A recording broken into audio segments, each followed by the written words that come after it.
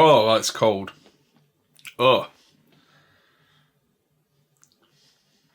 Hi there, my name's Tom, if you don't know me. Hi there, if you do know me, hello again, how you doing?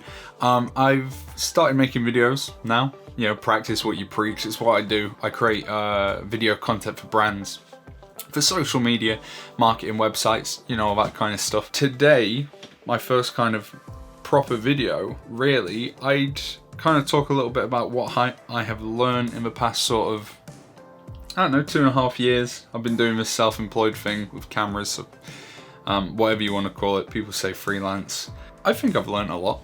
And I figure if for some people out there, I've got a couple of people on like my LinkedIn and other places where I'll be sharing this video, who are just starting out on their journey for sort of self-employment, and especially in this sector, learn from some of my mistakes. And I've made some mistakes, you know, I think we all have. Everyone's self-employed, we've all made mistakes. Yeah, so learn from some of them, hopefully, or just laugh at my expense. Whatever you want to do. So, number one, the most important thing that I have learned, the absolute top tier piece of information that I could really give you or anyone else is, it sounds really cliche, but do not be afraid to be yourself. I think this is where I messed up when I first started the business. I'm not really the kind of suit and tie type of person. I like to be comfortable, hoodies, sweatshirts, jumpers, that kind of thing. I never really feel like myself when I enter that sort of arena, which is difficult because when working with corporate clients, you know, that's their kind of world, you know, clean shaven, shirt and tie sort of thing. But you've got to just remember that you're not a part of their world. They're hiring you because this is something else. This isn't in their realm of expertise. This is a whole different industry. So typically when people are hiring you to do photography and video, I'm not saying don't be polite and stuff like that. Obviously it's important to represent yourself the best you can, but don't put so much pressure on yourself.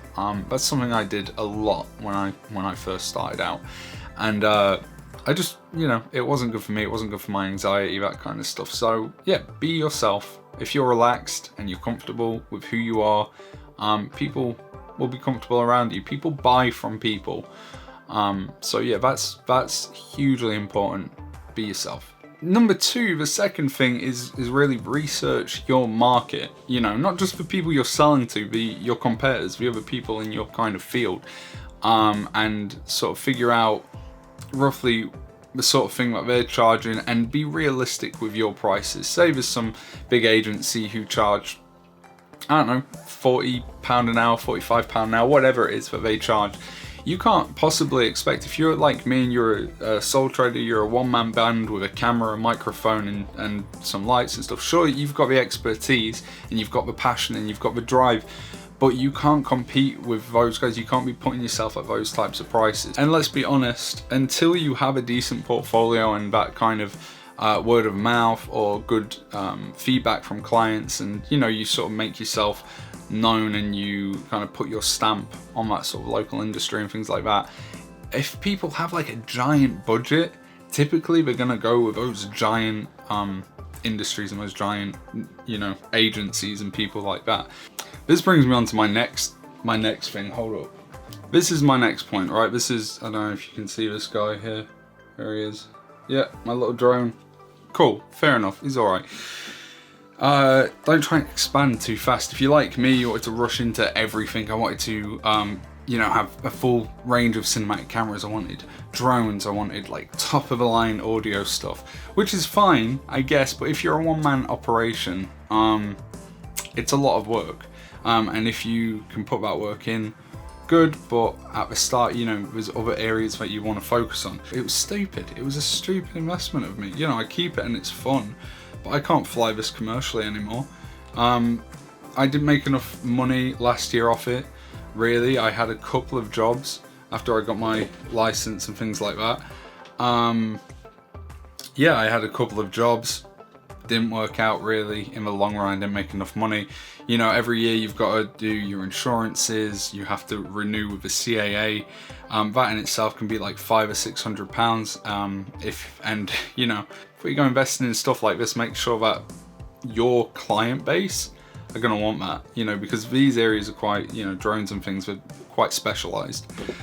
So that's a bit of a mistake on my end. That is covered in grass and dirt. I do need to clean that. That is gross. This is my final point in this video.